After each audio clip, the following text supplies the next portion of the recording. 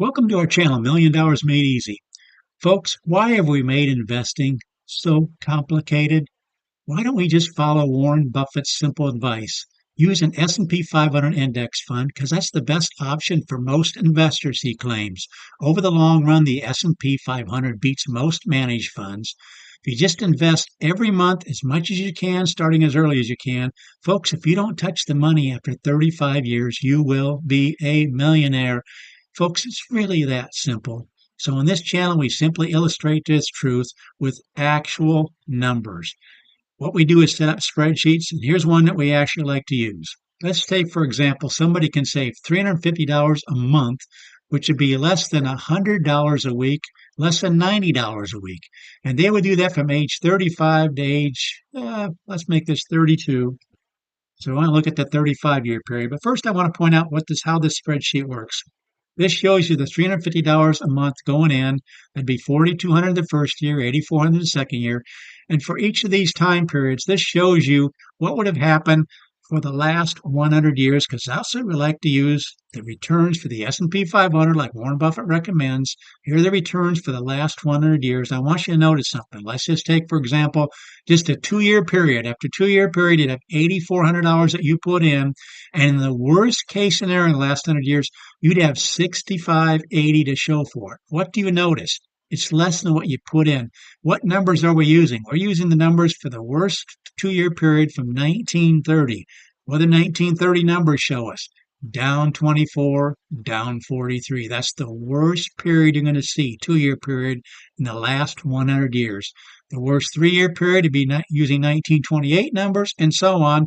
The worst 9-year period would actually be the year 2000, where you put in 37,800, but you'd have 31,947 to show for it.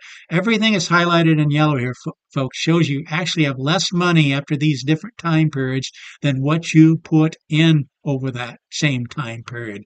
But look at what we see here. After 9 years, you have 31,000 shown. When you put in 37,000, why? What happened? That 9-year period, what does that include? It includes these years right here, highlighting them right here. Started out with 3 down years. This is a 9-year period, folks. You had 4 down years and then down 37%, which resulted right here, the worst case scenario for a 9-year period, you'd have this kind of money.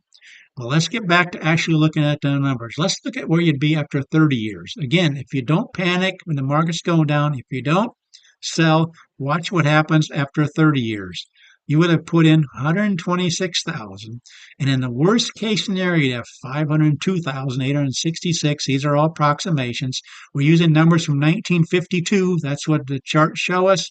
The numbers show us. So the worst case scenario is 502,000. I also show you the second worst, third worst. I always like to look at the 10th worst because that means 90% of the time you'd have these kind of values. Not just looking at the worst case scenario, but the 90% of the time you have this. The median for the last 100 years for a 30-year period, you'd have 906,000. But I want you to go ahead and want us to go ahead and look at the 35-year period because that's what we mentioned in our introduction here. If you don't touch the money after 35 years, you will be a millionaire. If the numbers going forward are similar to what's happened for the last 100 years. Over that 35-year period, you would have put in 147,000. In the worst case scenario, you'd have 1,015,627. That's using the numbers from 1988. You would be a millionaire in the worst case scenario, saving $350 a month. That's why I just love to show people this. It doesn't take as much as you might think. If you save half of that, you'd have half of these amounts in the worst case scenario.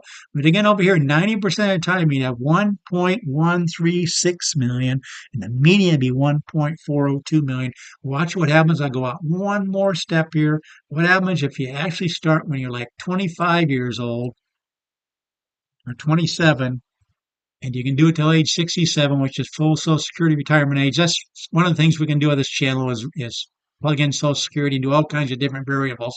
But this video, we want to look at where would you be after 40 years? You would have put in 168,000, of which you would, in the worst case scenario, using 1935 numbers, you'd have basically 10 times that amount in the worst case scenario.